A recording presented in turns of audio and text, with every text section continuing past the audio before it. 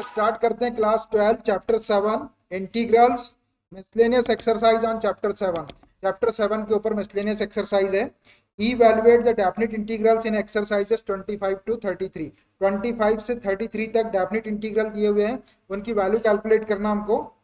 Question number 26, integral of 0 to pi by 4 sine x into cos x upon cos raise to the power 4x plus sine raise to the power 4x dx। देखिए एक definite integral दिया हुआ है, इसकी value calculate करना है। कोई बाउंडेशन नहीं है कि आपको प्रॉपर्टीज का यूज करना है या नहीं करना है, आप चाहे तो कर सकते हैं, आप चाहे तो नहीं भी कर सकते हैं। तो हम क्या करते हैं कि जब कोई बाउंडेशन नहीं है, कोई रेस्ट्रिक्शन नहीं है, कोई कंडीशन इंस्ट्रक्शन गिवन नहीं है कि प्रॉपर्टी का यूज करके करना है, तो हम इसको डायरेक्ट ही करने की कोशिश करेंगे फंडामेंटल थ्योरम ऑफ कैलकुलस से। और कभी नहीं होता है तो फिर अपन बीच में प्रॉपर्टी लगा सकते हैं।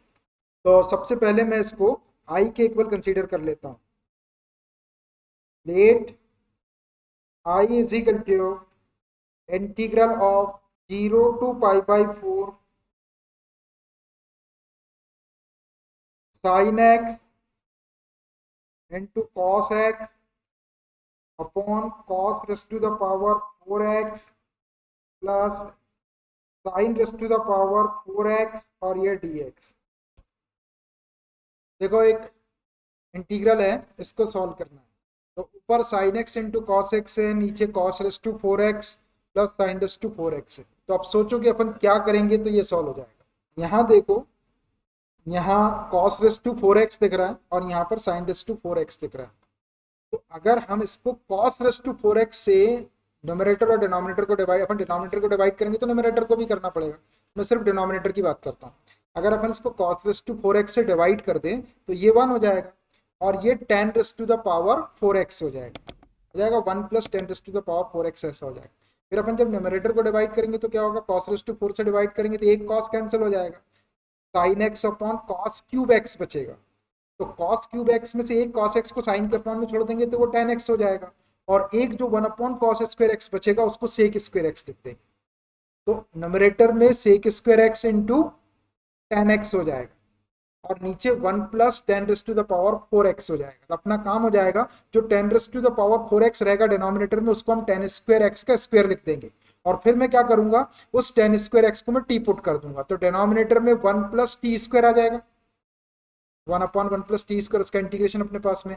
और जब आप उस 10 स्क्वायर एक्स को डिफरेंशिएट करेंगे तो न्यूमरेटर में जो क्वांटिटी बचेगी अपनी सेक स्क्वायर एक्स इंटू 10x, उसकी वैल्यू आ जाएगी। कैसे आएगी, 10 स्क्वायर एक्स को डिफरेंशिएट करेंगे तो 2 सामने आएगा, 10x हो जाएगा, और 10x का फिर से डिफरेंशिएशन करेंगे चेन रूल से तो सेक स्क्वायर एक्स आ जाएगा। तो वहां से sec square x 10x dx की वैल्यू आ जाएगी। तो सिर्फ आपको एक काम करना है यहाँ पर कि इसके न्यूमरेटर और डिनोमिनेटर को cos रेस टू 4x से डिवाइड कर देना। स्पेशल टाइप का क्वेश्चन है और यही इसके स्पेशल स्टेप है कि इसको cos raise to the power 4x से डिवाइड कर दिया जाए। उससे डिवाइड करेंगे तो ऑटोमेटिक चीजें ऐसी आ जाएगी जिसको टी पुट करने से अपना काम हो जाएगा। ठीक है, पर्टिकुलर स्टेप आपको यही लगाना है कि cos रेस टू 4 से इसको डिवाइड करें। मैंने आपको पूरा बोल के बताया कि उससे डिवाइड करेंगे तो क्या होगा और उसका फायदा क्या होगा।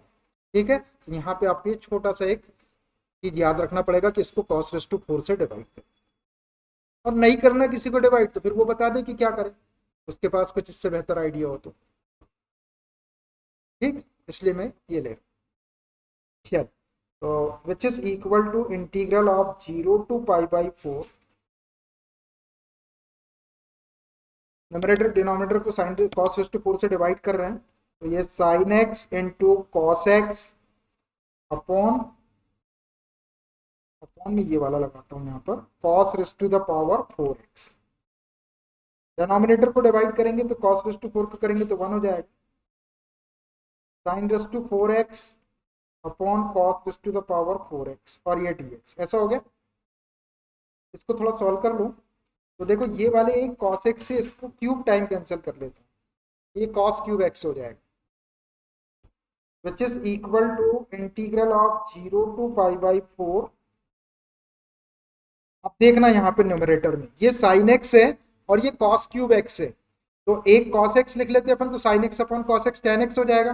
फिर ये 1 अपॉन cos स्क्वायर x बचेगा, तो मैं 1 अपॉन cos स्क्वायर x को ऊपर ले जाकर sec स्क्वायर x लिख देता हूँ। मतलब ये टोटल न्यूमरेटर को मैं tan x into sec square x लिख रहा हूँ, tan x into sec square x। ऐसा हो गया, देख लो कैसा हो गया।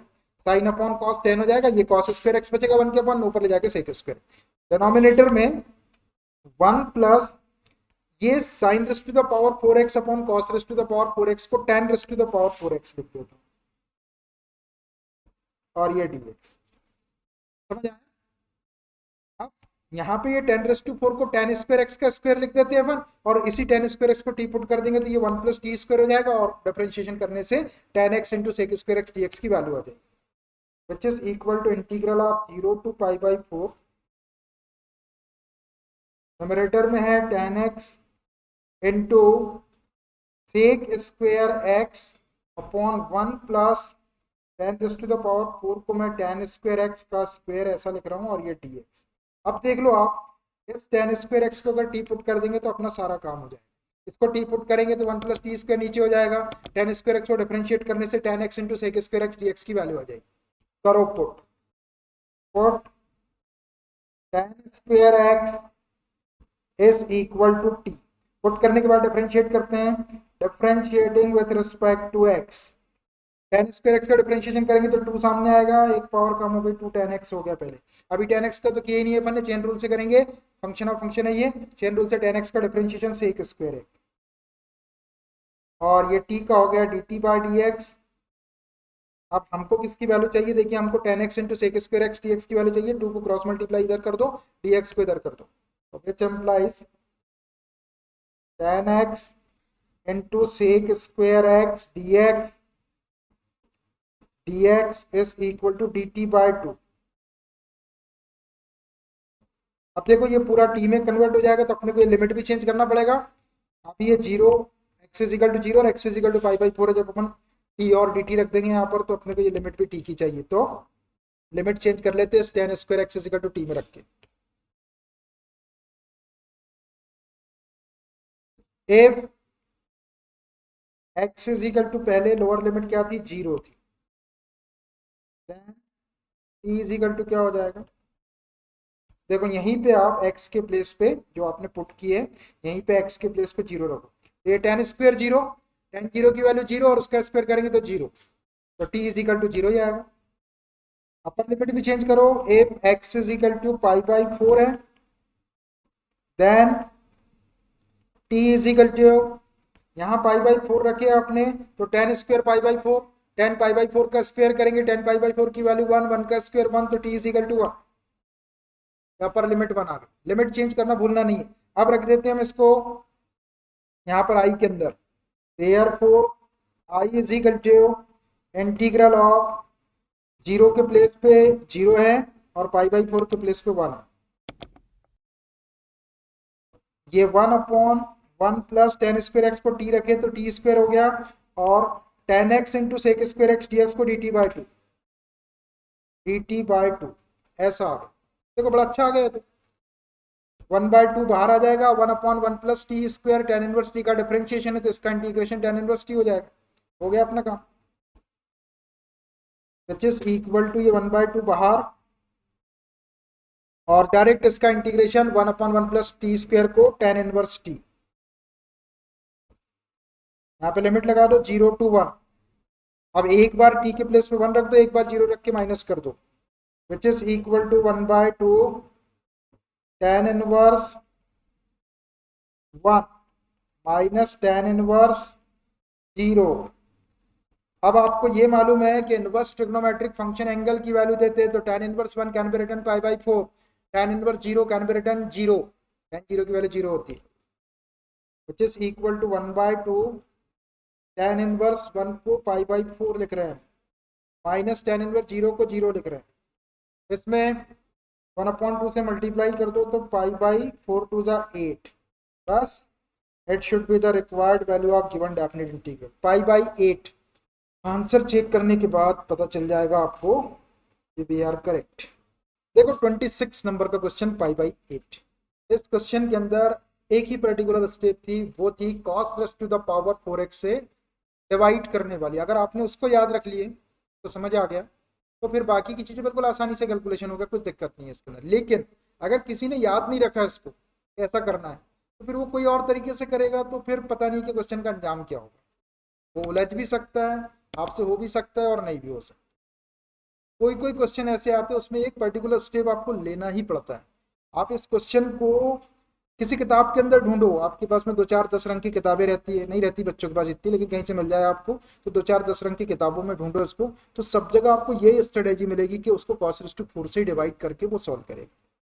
दूसरा कोई ऑप्शन होता है इससे अच्छा तो मैं उससे कराता, आपको याद रखने की नहीं बोलता, मैंने पहले भी बोला है ना, क्योंकि ये थोड़ा सा मेरे को मुश्किल लगता है काम। मैंने तो बता दिया आपको, आपको याद रखना आपके लिए मुश्किल, लेकिन आप क्या करेंगे। अब वो अगर हम ऐसे स्टेप नहीं लेंगे तो वो फिर हमसे भी नहीं होगा। हो सकता है कि हो जाए कोई और तरीके से, ऐसी कोई बात नहीं, लेकिन फिर भी चांसेस कम है। मोस्ट ऑफ द पीपल इसको इसी टाइप से करें, मोस्ट ऑफ द टीचर इसको इसी स्टाइल में करें। दूसरा कहाँ से लाएंगे, कोई अपने घर में से तो कंटेंट लाएगा, जो भाई मार्केट में अवेलेबल है, जो कुछ हुआ है उसी में से कुछ ना कुछ यूज करेंगे। लेकिन मैं फिर भी इन चीज़ों को ऐसा पसंद नहीं करता कि ज़्यादातर क्वेश्चनों को ऐसा किया जाए, लेकिन कोई कोई क्वेश्चन में हमारी भी मजबूर रहती है, हम दूसरे तरीके से नहीं कर पाते। लेकिन आपको बताते पूरा गणित है उसका कि ऐसा करेंगे तो क्या क्या हो रहा है, ऐसा करने से फायदे ही फायदे रहते हैं उसके। तो रहते हैं ऐसे कुछ क्वेश्चन, कुछ कुछ क्वेश्चन ऐसे आते हैं जो मेथड वाइज नहीं रहते हैं, तो आपको उनको वैसा ही करना पड़ेगा। नहीं तो आप ट्राई करके देखिए आपसे होता कि कोई दूसरे तरीके से, मेथड वाइज कुछ रहता तो मैं खुद ही कर देता उसको।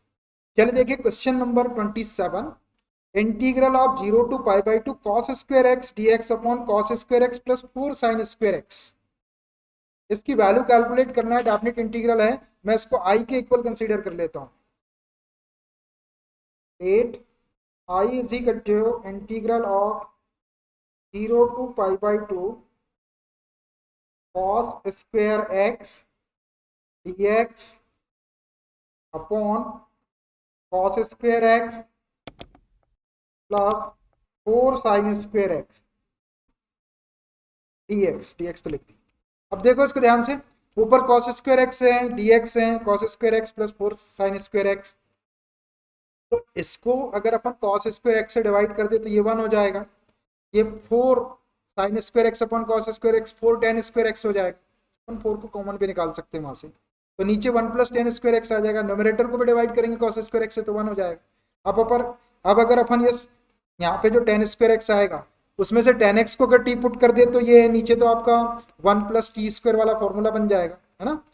अब लेकिन वो tan x को जब अपन डिफ्रेंशिएट करेंगे तो tan x का डिफ्रेंशिएशन sec² x आएगा। अब ऊपर तो sec² x है नहीं, लेकिन अपन ने tan x को टी पुट करें तो सेक और tan एक आइडेंटिटी से जुड़े हुए हैं, 1 plus tan² theta is equal to sec² theta, ऐसा होता है ना। तो ये जो sec² थीटा ऊपर आएगा उसको मैं 1 प्लस tan² थीटा लिख दूंगा, तो x लिख दूंगा, और tan की वैल्यू अपन t सपोज कर ही रहे थे, ऊपर भी t में आ जाएगा तो कोई दिक्कत देगा नहीं। तो यहाँ पर हमको एक काम करना है कि cos² x को डिवाइड करना है। डिवाइड करने के बाद मैंने बताया आपको क्या होगा, एक sec² x ज्यादा का आएगा तो उस sec² x को मैं वापस 1 प्लस tan² x लिख दूंगा, और उस 1 प्लस tan² x में tan² x को t² रख दूंगा, तो सब काम अपना t में हो जाएगा, t और dt में आ जाएगा वो, और लिमिट भी अपन उसकी चेंज कर देंगे, क्वेश्चन आसानी से सॉल्व हो जाएगा। ठीक है, कर दूं,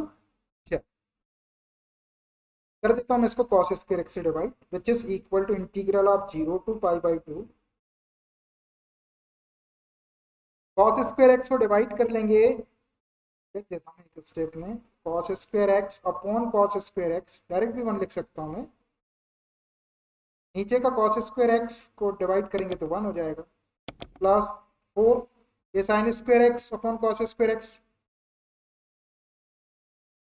sin² x upon cos² x, direct लिखना चाहे तो डायरेक्ट भी लिख सकते, बता तो दिए आपको कि क्या होने वाला है ना।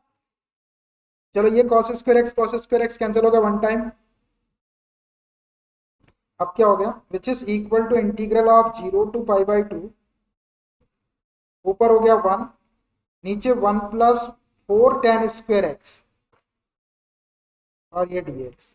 अब क्या करता हूं मैं, ये 4 जो दिख रहा है tan² x के साथ में, इस 4 को ही कॉमन निकाल देता हूं पहले, तो ये 1/4 हो जाएगा, 1/4 को 1/2 का स्क्वायर लिख देंगे और tan² x आएगा, tan x को टी पुट कर देंगे तो सारी झंझट ही खत्म हो जाएगी। 1/4 को मैं बाहर कॉमन निकाल देता हूँ, 1/4 बाहर आ गया, इंटीग्रल ऑफ 0 to π/2 1/4 हो जाएगा। देखो ये वाले 4 ऊपर है और ये उससे भी नीचे इंटू करेंगे तो ये 1 हो जाएगा, प्लस tan² x और ये डी, एक स्टेप में और 1/4 इंटीग्रल ऑफ 0 to π/2 1/1/4 को 1/2 का स्क्वायर लिख लो, और ये tan स्क्वायर एक्स को tan x का होल स्क्वायर लिख लो। अब देखो, अब अगर इस tan x को t पुट कर दे तो ये तो a स्क्वायर हो जाएगा और ये आपका t स्क्वायर हो जाएगा, नीचे फॉर्मूला बन जाएगा। और tan x को डिफरेंशिएट करेंगे तो sec स्क्वायर एक्स की वैल्यू आ जाएगी। करता हूँ मैं tan x को t put, tan x is equal to T. Put करने के बाद डिफरेंशिएट करते हैं, differentiating with respect to x। करो differentiation,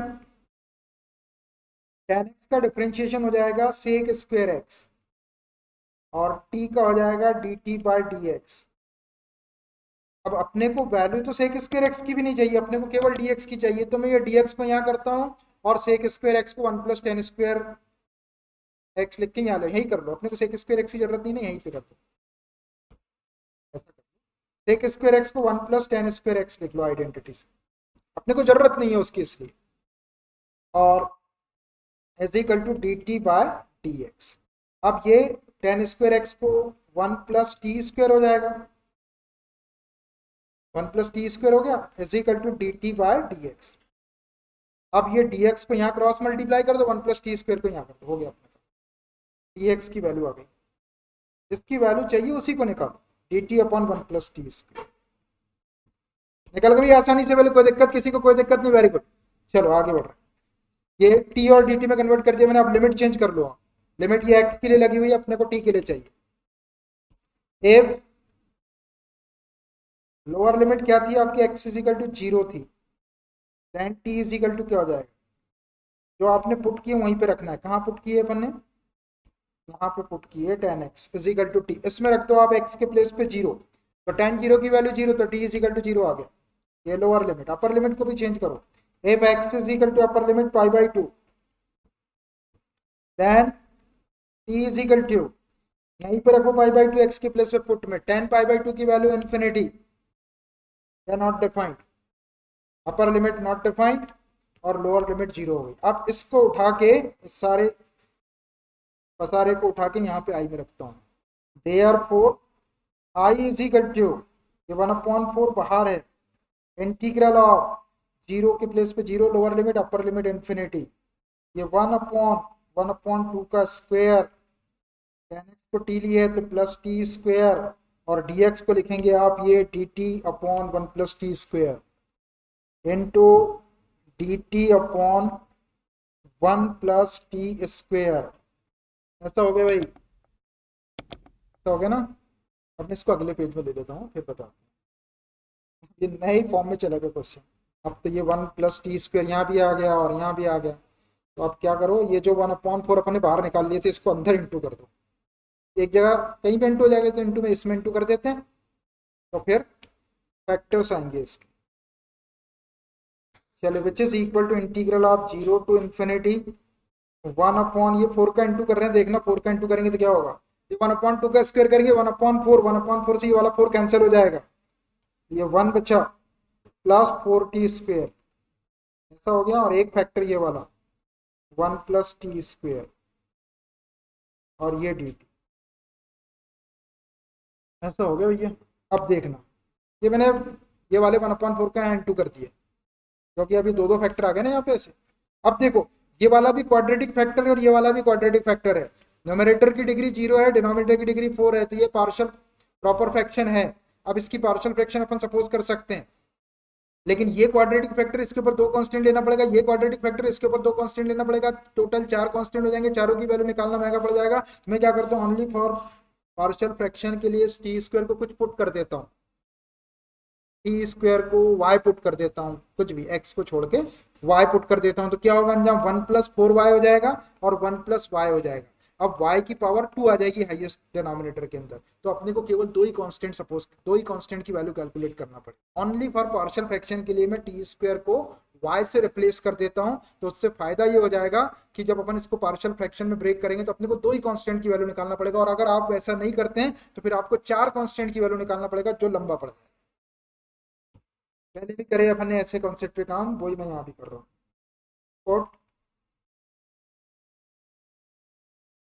T square is equal to y only for partial fraction, ये लिखूंगा मैं, ओनली फॉर पार्शियल फ्रैक्शंस। और अगर ऐसा अपन नहीं लिखते हैं तो फिर अपने पास में एक है कि इंटीग्रल के क्वेश्चन में अगर अपन कोई चीज पुट करते तो अपने को उसको डिफरेंशिएट भी करना पड़ता। अपन यहाँ डिफरेंशिएशन नहीं करना चाहते, केवल पार्शियल फ्रैक्शन को आसान बनाने के लिए पुट कर रहे हैं। तो देयरफॉर अब ये इतनी क्वांटिटी को अपन अलग ही सॉल्व करेंगे, क्योंकि अपन ने लिमिट फिमिट सब चेंज कर दिए। सिर्फ इसकी वैल्यू निकालेंगे अपन, ये इंटीग्रल को वैसे ही रहने देंगे। तो therefore 1/1 plus 4t square 1 plus T square is equal to 1/1 plus 4y into 1 plus y। ऐसा आ गया। देखो अब न्यूमरेटर की डिग्री 1 है, डिनोमिनेटर की डिग्री 0 है, डिनोमिनेटर की डिग्री 2 है। तो अब ये दोनों भी लीनियर फैक्टर हो गए। अब इसकी पार्शियल फ्रैक्शन अपन आसानी से वो कर सकते हैं। ये है आपकी प्रॉपर फ्रैक्शन। इसको मैं एक इक्वेशन दे देता हूं, ए नंबर का इक्वेशन देता हूं मैं इसको, ठीक है। अपन इसकी वैल्यू निकाल के यहाँ रख देंगे तो ये आ जाएगा, और इसको उठा के फिर अपन यहाँ रख देंगे। प्रॉपर फ्रैक्शन है, प्रॉपर फ्रैक्शन, प्रॉपर फ्रैक्शन। और प्रॉपर फ्रैक्शन की पार्शियल फ्रैक्शन अपन सपोज करते हैं। अब ले लेता हूँ partial fraction. Let 1/1 plus 4y into 1 plus y is equal to, देखो डिनोमिनेटर की डिग्री 2 है तो दो कांस्टेंट सपोज करेंगे, a upon first factor 1 plus 4y plus b upon second factor 1 plus y. इसको इक्वेशन 1 दे देते हैं, कुछ भी दे सकते हैं, इक्वेशन 1 दे दी। अब यहाँ a और b की वैल्यू निकाल के रखना है। a और b की वैल्यू निकालने के लिए हम क्या करते हैं कि लेफ्ट साइड में जितना डिनोमिनेटर में रहता है उसी का मल्टीप्लाई करते हैं। तो c का मल्टीप्लाई कर दो, ये पूरा कैंसिल हो जाएगा। 1 is equal to a into 1 plus 4y का फैक्टर कैंसिल हो जाएगा, 1 प्लस वाई का multiply, plus b into 1 plus y वाला फैक्टर कैंसिल हो जाएगा, 1 प्लस 4y का मल्टीप्लाई।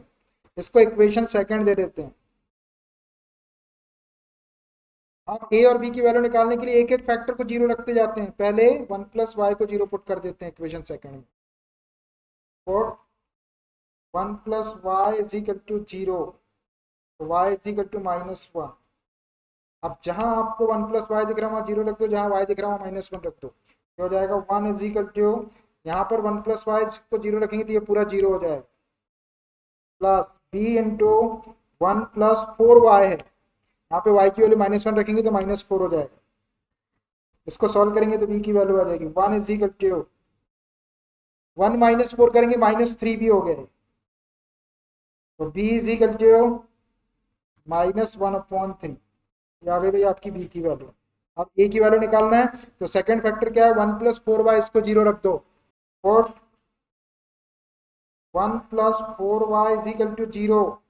यहाँ से y की वैल्यू निकालेंगे तो 4y इज इक्वल टू -1, तो y is equal to -1/4, -1/4 in equation second. Equation second में रखना है भाई आपको 1 प्लस 4y को 0 और y को -1/4 रख देता हूं मैं यहाँ सेकंड में।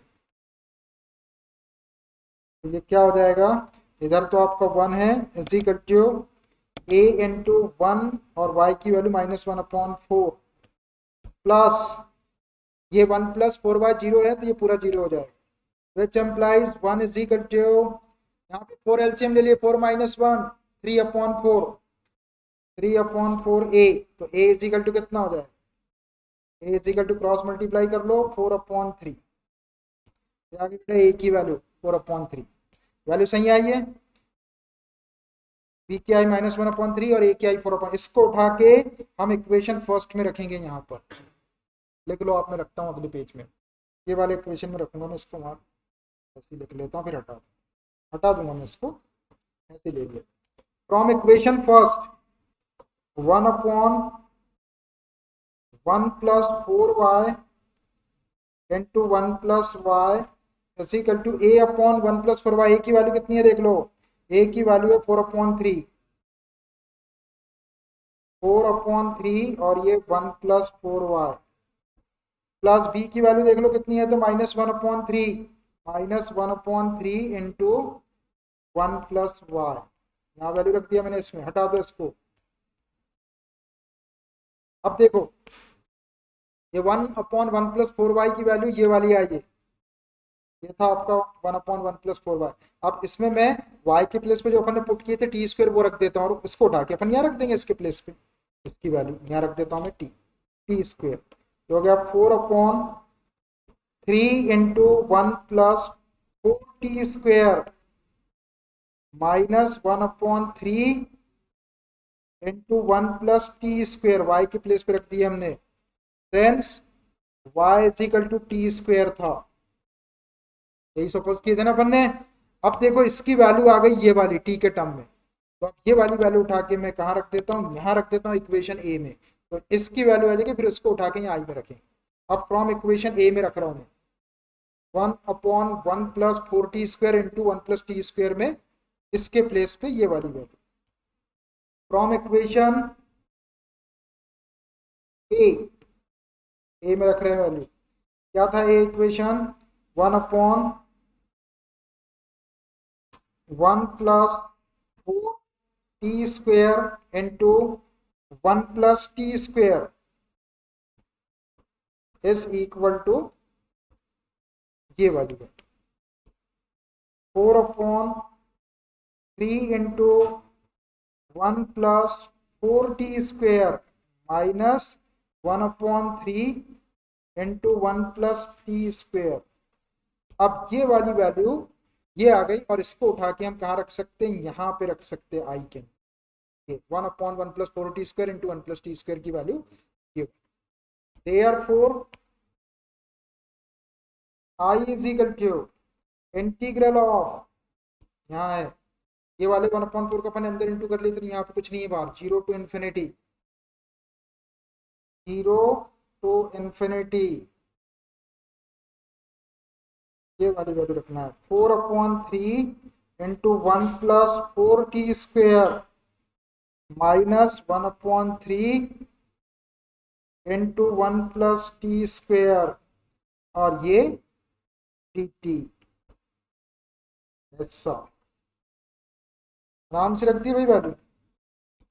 अब देखो पार्शियल फ्रैक्शन के बाद में तो आपको मालूम है, पार्शियल फ्रैक्शन के बाद में तो अपन इंटीग्रेशन करते हैं डायरेक्ट, और ऐसे फॉर्म में आ गया होगा वो जिसका इंटीग्रेशन अपने को मालूम है। तो अब देखो इसको अलग इंटीग्रल में ले लेते हैं, ये 4/3 बाहर कर लेंगे, 1/3 बाहर कर लेंगे, और यहाँ से ये 4 को भी बाहर कर लेंगे, तो अपना डायरेक्ट फॉर्मूला बन जाएगा। आराम से करो, विच इज इक्वल टू ये 4/3 बाहर, इंटीग्रल ऑफ 0 to infinity। अब बचा 1/1 + 4t² है, तो मैं यहां से भी 4 कॉमन निकाल लेता हूं, यहां से 4 कॉमन निकाल लिया मैंने, तो ये 1/4 + t² इंटू करके देख लो आप, इसमें ये 4 कैंसिल हो जाएगा, 4t² आ जाएगा। अब ये वाले 4 से अपन ये वाले 4 को कैंसिल कर सकते हैं, और ये dt माइनस इसका इंटीग्रेशन अलग ले लो, 1/3 integral of 0 to infinity 1/1 + t², और ये dt हो गया भाई आराम से। ये वाले 4 से ये 4 को तो कैंसिल कर लो, ये 1/3 बचा यहाँ, इंटीग्रल ऑफ 0 to infinity 1/2 का स्क्वायर लिख लो इसको, प्लस t², और ये dt माइनस 1/3। और ये तो देखो डायरेक्ट दिख रहा है मेरे को, 1/1 + t² tan इनवर्स t का डिफरेंशिएशन है, तो इसके इंटीग्रेशन को मैं tan इनवर्स t लिख रहा हूँ। अब लिमिट लगा दूँ tan इनवर्स t, और ये लिमिट लगा दिया 0 to infinity, यहाँ पर फॉर्मूला लिख देता हूँ मैं यहाँ का, since integral of dx upon a² + x² is equal to 1/a tan inverse x/a plus c। Formula number 2 है ये लगाऊंगा मैं यहाँ पर, और ये डेफिनेट इंटीग्रल है, तो यहाँ पे c लगाने की जरूरत नहीं है।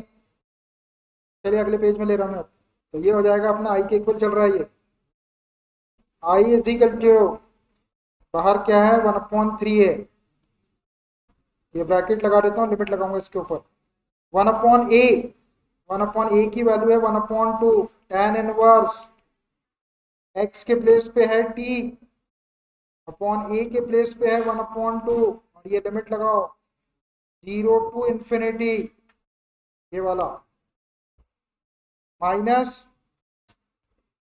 1/3 और यहां देखना tan इनवर्स टी, एक बार इंफिनिटी रखते एक बार 0 रख के माइनस करेंगे तो tan inverse infinity minus tan inverse 0। इसको थोड़ा सॉल्व करते हैं। ये देखो ये डबल फ्रैक्शन में तो 2 ऊपर जाएगा तो ये 2 को मैं बाहर निकाल देता हूं तो ये 2/3 हो जाएगा विच इज इक्वल टू ये 2/3 हो गया। ये tan इनवर्स और ये वाला 1/2 भी डबल फ्रैक्शन में तो 2t हो जाएगा। ये लिमिट लगा दो 0 टू इंफिनिटी माइनस 1/3। ये आपको इनवर्स ट्रिग्नोमेट्रिक फंक्शन दिख रहा। Inverse trigonometric function always gives क्या एंगल, हमेशा एंगल देता है ये। तो tan इनवर्स इंफिनिटी को π/2 लिख सकते हैं। रीजन इज बिकॉज की tan 90 की वैल्यू इंफिनिटी होती है π/2 माइनस tan इनवर्स 0 ये भी एक एंगल देगा 0, tan 0 की वैल्यू 0 होती है। देखिए आपको ये सब चीज वैसे ही याद आती होगी जैसे हमने ITF का चैप्टर बहुत पहले पढ़ा दिए थे आपको, लेकिन हम यूज उसका आज भी वैसे ही कर रहे हैं जैसा आपको वहां बताते थे कि एंगल देता है तो एंगल ही ले रहा है उसको। मतलब जो शुरू में पढ़ाती है उसी चीज को आखिरी तक मेंटेन करते हुए पढ़ाते हैं। ये कोई छोटा मोटा मास्टर नहीं कर सकता, ये कोई बड़े लेवल का ही मास्टर कर सकता है, छोटा मोटा नहीं कर सकता क्योंकि वो खुद भूल जाएगा इतने दिन में। भूल जाएगा ना, भूल जाते हैं भाई। सबसे आसान काम है पढ़ा लिखा भूलना, है क्या नहीं? भूलते कि नहीं आप लोग? भूल जाते जो पढ़े भी थे वो। चलो कर दो भाई इसको सॉल्व। ये 2/3 बाहर है, यहाँ पर एक बार इंफिनिटी रख दो, टी के प्लेस पर एक बार 0 रख दो तो tan इनवर्स। अब देखना यहाँ पे ये 2 इंटू इंफिनिटी करेंगे तो इंफिनिटी में किसी चीज का मल्टीप्लाई करेंगे तो इंफिनिटी होगा तो ये इंफिनिटी हो जाएगा माइनस। क्यों होगा? क्योंकि देखो इंफिनिटी को 1/0 लिखते हैं अपन, इसमें 2 का इंटू करेंगे तो 2 1 जा 2, 2/0 भी इंफिनिटी रहेगा, इसलिए मैंने यहाँ पे इंफिनिटी रखा टी के प्लेस पे। 2 इंफिनिटी को भी इंफिनिटी लिखेंगे। एक इंफिनिटी तो है नहीं अपने पास में, 2 इंफिनिटी कहाँ से लाएंगे? एक इंफिनिटी तो है नहीं अपने पास, 2 इंफिनिटी कहाँ से लाएंगे? तो इंफिनिटी रहेगा माइनस एक बार 0 रख दो तो यहाँ 0 रखेंगे टी के प्लेस पे तो 2 इंटू 0 0 हो जाएगा tan इनवर्स 0 इस माइनस ये 1/3 का इंटू करेंगे तो π/6 हो जाएगा विच इज इक्वल टू ये 2/3 बाहर है। फिर ये tan inverse infinity inverse trigonometric function है, ये एक एंगल देगा। tan 90 की वैल्यू इंफिनिटी होती है तो ये π/2 हो जाएगा। tan इनवर्स 0 0 दे देगा अपने को ये एक एंगल माइनस π/6 और थोड़ा सॉल्व करके लिख दो। ये 2 से 2 कैंसिल हो जाएगा π/3 माइनस π/6। देखने से समझ में आ रहा है ये 60 है और ये 30 है, 60 में से 30 माइनस करेंगे तो 30 बचेगा π/6। आप चाहे तो एलसीएम लेके सॉल्व कर दो। It should be the required value of given definite integral π/6। देखिए बड़ा रिस्की क्वेश्चन था। क्वेश्चन कहाँ से चला था, क्या क्या रूप उसके अंदर आ गए, अपन ने सॉल्व करके आंसर लिया। अब अपना आंसर आना बहुत जरूरी है।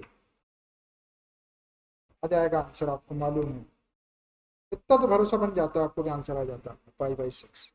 अब देखो दोनों ही क्वेश्चन में, एक क्वेश्चन हमने इसके पहले सॉल्व करे उसमें भी अपन ने सेम स्ट्रेटेजी लगाया, जबकि वो तो रेस्ट टू द पावर 4 वाला था, लेकिन जैसे ही अपन ने उसको cos रेस्ट टू 4 से डिवाइड करे तो वो एकदम आसान फॉर्म में सॉल्व हो गया। इसने विकराल रूप धारण कर लिया, इसने नीचे 2 क्वाड्रेटिक फैक्टर दे दिया, उससे अपना काम लंबा हो।